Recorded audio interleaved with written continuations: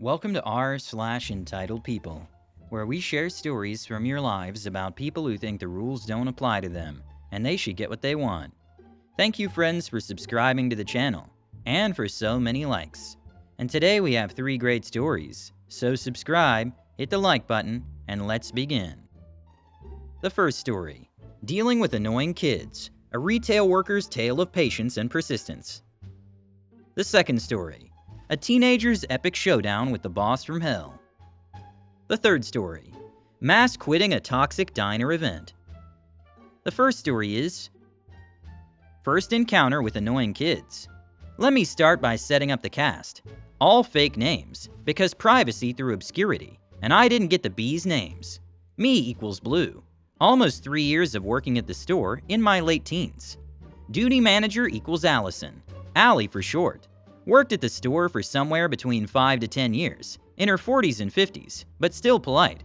Other store staff member equals Elaine. Pretty new, don't think she'd been here a year yet. Works Saturday night and recognized the kids. Looks to be a year or two younger than me. Annoying kids equal Alex and Freddie, collectively Lil SH, no older 12 each. Store greeter relieving me is Oleana, also pretty new. And rolling cameras. I've almost been working here for 3 hours. In that time, I've had no direct encounters with an annoying customer. That streak ended yesterday afternoon. My shift was supposed to be 2:30 to 6 on the shop floor. It ended up being 2:30 to 5:30 as store greeter, then 5:30 to 6 on the floor, after our scheduled store greeter didn't arrive. Most of the shift was all right. Customers came and went, all was well. Then the Lil SHs arrived after 5. I didn't notice them, but Elaine, who happened to be asking me about something unrelated, irrelevant, don't bug me over it, when she spied them walk in and swerve over into kids' apparel. If you know the store, you know the store. Without even saying hi to me. How rude. She was quick to fill me in. They'd been booted on Saturday night because they got busted shoplifting. Thought they were slick coming back on a night with a different greeter who wouldn't recognize them? Oh, how I laughed. Elaine quickly gets Allison's attention, and about 10 seconds later, Allison over PA. Can we have security to kids, please? Now at our store, at least, this is a scare tactic to make shoplifters think twice before they go ahead. If you keep it up, we'll eventually call security office / a nearby security guard. Have them tail you, and if they reckon you're planning theft, they'll give you the boot. Anyways, Allie calls for his security to different areas as the Lil SHs float around. Meanwhile, Allison has Elaine spying on another customer she suspects to be a shoplifter. She ended up being all clean. Eventually, while she's floating up the back, looking down the laneway at me, the twerps skulk right behind her. I advise her over the two-way to turn around, but by the time she did, they'd disappeared into sporting. She perches up the front, and we just watch them crossing between the kids and home sides, snaking up and down. At one point, I saw them tossing handballs into the air and catching them. Hope they didn't pay for them. Kinda wanted to make them their pants when they walked out if they didn't after the PA calls. They continue weaving. At one point while crossing that same spot I mentioned above, they had the balls to wave at Allie and I. And the next time, she beckons for them to come closer to us. To my surprise, they did, but tried to walk out the opposite side to where we were standing. They got blocked, and we told them not to bother returning because they were just a nuisance. Asked them if they paid for their handballs. Surprisingly, they'd put them back. They emptied their pockets to prove it, without me asking. And yep, all they had were their phones. With a raised eyebrow, I let them pass. As they walked off into the mall outside our shop, Alex turns around and pulls double birdies at us. I just turn around, jaw hanging. Me: did you see that? Allie: yep. I roll. Eventually, Oleana shows up. I fill her in, and go about with what I should have been doing 3 hours ago. We get a spill in cosmetics, which Allie heads off to clean, and then Oleana calls over the two-way that they're back. Allie asks me to go drive them away again. Speed walking, I storm back to the front, telling them they have a lot of nerve returning to a shop they've been soft banned from. No official trespass notice yet, so no cops called, and tell them to leave before we take further action. Freddie actually uses his brain and leaves, but Alex runs off into the kitchen. Oh no, he didn't. I continue pursuing him, maintaining my previous pace, eventually finding him hiding in an aisle in Manchester. Found you, I called, only for him to bolt back to the door. The aisles are double-ended, and find sanctuary in the arcade with Freddie. Of course, I warned them about what's going to happen next time. Trespass notice, and they just sit at a table giggling to themselves. You think I jest? When it comes to dealing with idiots like you, we never jest. I remember wanting to storm out there and punch their heads in, followed by thinking, restrain yourself, Blue. You're in your uniform. You're in your workplace. You're on the clock. You don't want to risk your job or any future job, or a black mark on your white record. They were gone when I left at 6. This case is not only shocking, but also deeply outrageous in its absurdity and lawlessness. Children who have been expelled from a store for shoplifting return without any intention to correct or apologize. Their unapologetic behavior goes against every norm of decency and social responsibility. And what to speak of their aggressive gestures and attempts to ignore warnings. This is not only impunity, but also a clear disregard for rules and authority. It's important to note here your poise and professionalism in handling this unpleasant situation. Your actions were decisive and organized despite the aggressive behavior of the children. Your commitment to protecting the interests of the store and ensuring the safety of its visitors and staff deserves its highest praise.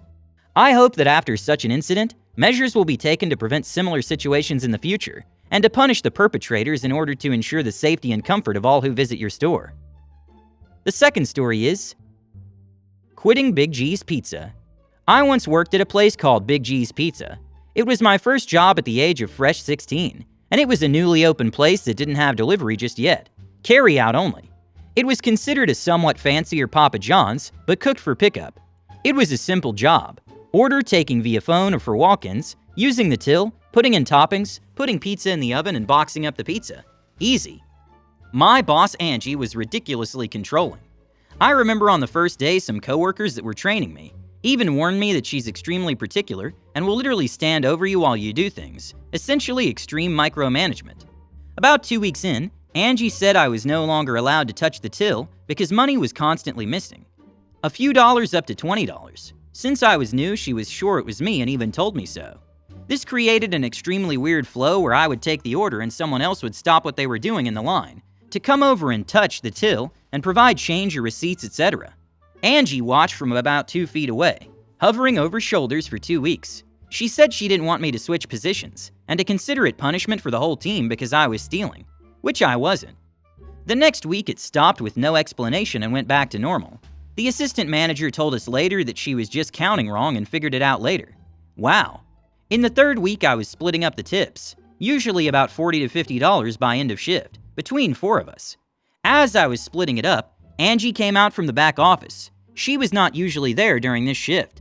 Grabbed the money from my hands and said, "No, you do not deserve tips yet. You haven't been here long enough." Keep in mind the place had only been open 8 weeks at that point. She then proceeded to take half, saying 50% to the owner, 50% to senior employees. After she gave the other 3 their tips, they split what was left with me anyway, saying that she was crazy. Nearing the end of my 4th week, I was already hating this job, and considered Angie pretty bad SH. She had weird twitchy eyes and would sit in the back office and stare at the cameras to watch us do everything. Every now and then, if something was under or overtopped, or wasn't cooked for the exact amount of time, or if we didn't do something exactly as she liked, even if it was more efficient, she'd come to the front and ding a bell, stop everyone, and have us watch her while she redid it correctly. Even if we were absolutely slammed. Customers waiting for their carry-out would watch in horror right in front of us in the lobby. On a Sunday afternoon, nearing the end of my shift, in week 5, I took my break as usual, during a slightly slower period, to take a quick phone call in the back by the lockers. This phone call is something I had to make because I had no driver's license, and it was to let my mom know about what time she needed to pick me up. Could vary by about 30 to 60 minutes. While I was on the phone, Angie blasted through the back office door and nearly screamed, "And what do you think you're doing?" 16-year-old me was in shock, and my mom heard it on the phone. Angie replied, waiting for an answer, "Well?" With no hesitation, my mom said, "Quit, right now. I'll be there in 30. I hung up the phone and said, I was telling my mom what time to come pick me up. Angie declared this is work time, not personal time.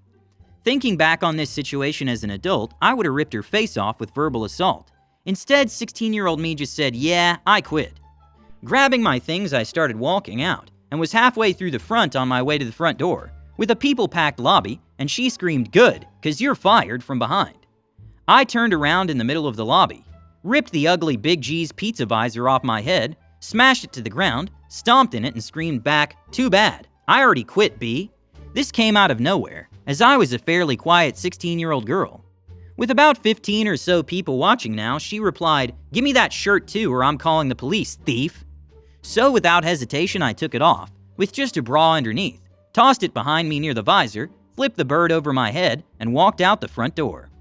I walked a ways down the street. My mom picked me up on the side of the road, and I told her the whole story. She laughed a lot. Oh, and I was pleased to discover they closed down just 1 month later. Your story of being fired just makes me admire your courage and determination to defend yourself against injustice. The insane behavior of your boss, Angie, looks like a hefty case of boorishness and manipulation.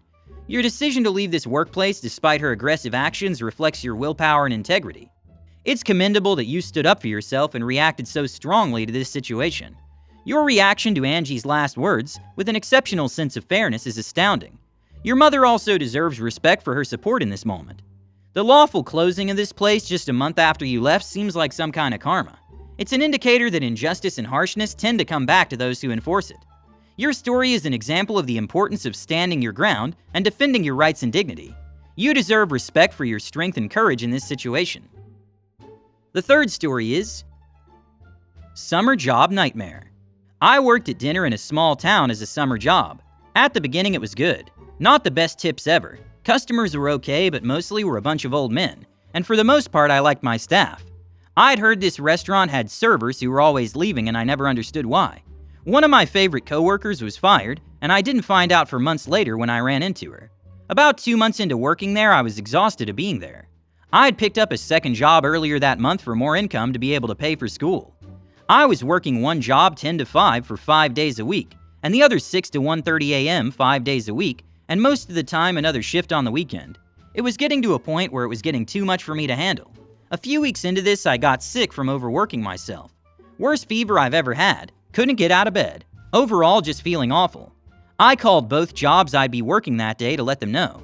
My first job didn't all get mad at me, helped me make a plan to reschedule my shift, and told me not to worry about it and hoped I'd get better. The diner job, on the other hand, was cold. I called, and halfway through explaining my symptoms and how sorry I was for having to call off work today, even though I gave about a 10-hour warning of me not being there, my boss said okay bye, and hung up before I was done talking. This immediately rubbed me the wrong way. Later that day, I get text from the boss, telling me she thinks that I'm faking being sick, and how she demands a sick note. The tone and everything she was saying was so harsh and for no reason. I had never once called in sick for this job, showed up late or anything. I knew I was one of the best servers there, too. I told her I planned to head to the doctor's anyways later that day, and would drop her off a sick note. When I told my friends about it, they were angry that I was made to give her a sick note as the job was minimum wage, and not a single other job like that, or even above that pay grade anymore, asks you to buy a sick note from the doctor to bring in. I brought it anyways and handed it to the boss. I motioned for us to chat about this in the back, considering there was a restaurant of people in front of us, and about 4 of my other coworkers around the bar in earshot of where we were standing. She held her ground. The sick note said to not come back to work until Monday because I had strep throat and should not be working with food. After reading it, she tells me she found someone to work my shift for Saturday, tomorrow, but Sunday she needs me to come in. I told her that I would not be comfortable because it was against my doctor's orders and put my other coworkers and customers at risk. She began yelling at me in front of everyone, saying how she didn't care and needed me to work regardless. She told me if I didn't come in, she'd be working day and night, and lectured me for doing that to her. I left and noticed the whole restaurant was staring at us. 3 days later, I texted her and told her I quit after the way she handled things. The other day, I found out that 6 other employees had quit that week as well due to similar circumstances. Treat your employees well, folks. Edit. 4 months later, the restaurant closed for good. Haha. Oh, how caring and inspiringly your boss takes care of you, his dedicated employee. Worrying about your health, demanding a sick note, ignoring your physical pain, and expressing a demand to return to work immediately. That's just the kind of care and support you've always dreamed of, isn't it? Nothing is more inspiring than a boss who puts the interests of his employees above everything else. I'm so glad you got out of there like 6 other employees. Hit the like button and subscribe to the channel. Have a good day.